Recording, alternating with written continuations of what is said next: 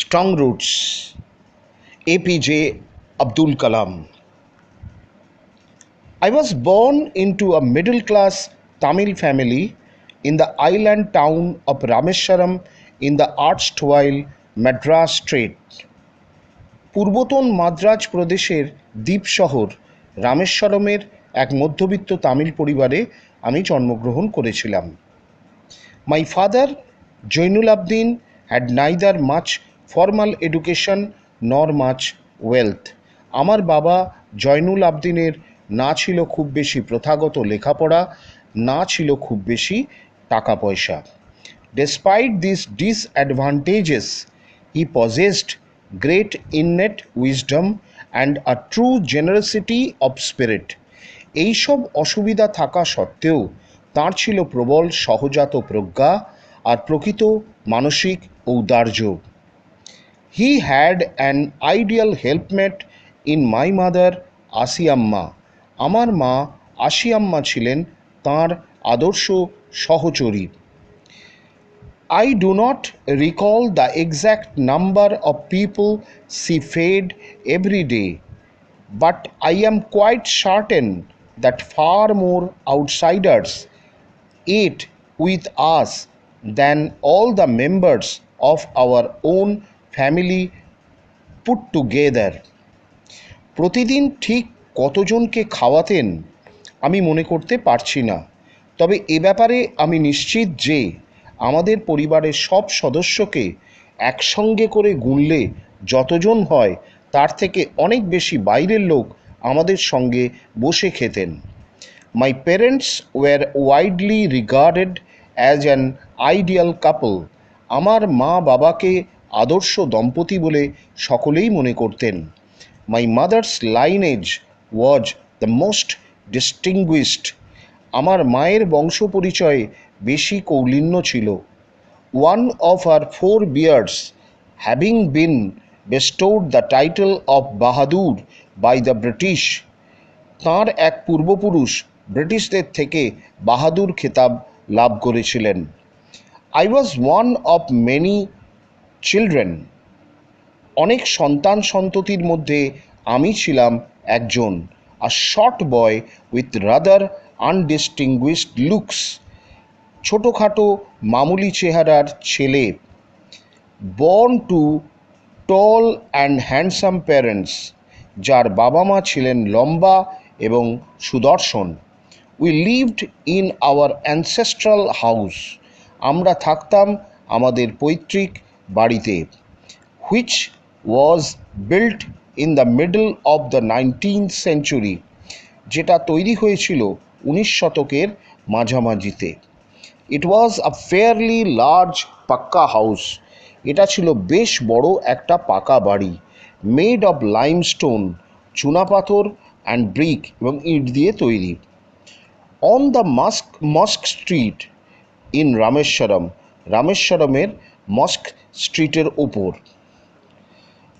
My austere father used to avoid all inessential comforts and luxuries.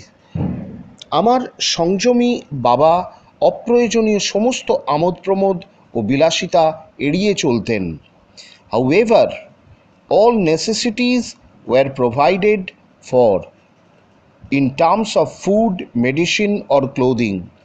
তবে খাদ্য, ঔষধ এবং বস্ত্র জোগানোর ব্যাপারে কোনো কার্পণ্য ছিল না।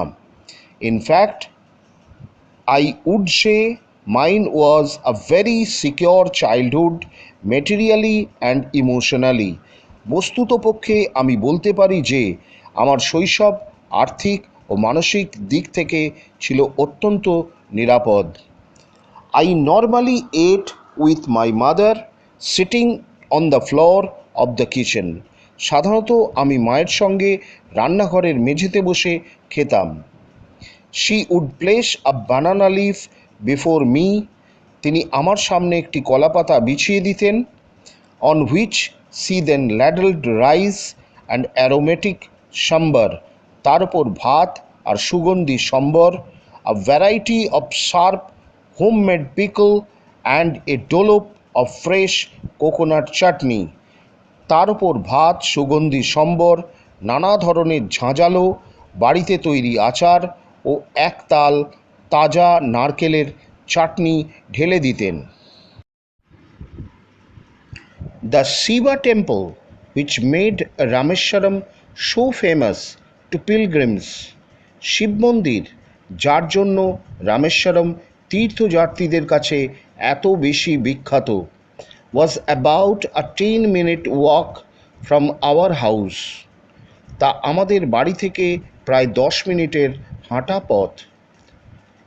Our locality was predominantly Muslim, আমাদের এলাকাটি বিশেষত মুসলিম অধ্যুষিত, but there were quite a lot of Hindu families too, তবে অনেক হিন্দু পরিবারও সেখানে ছিল।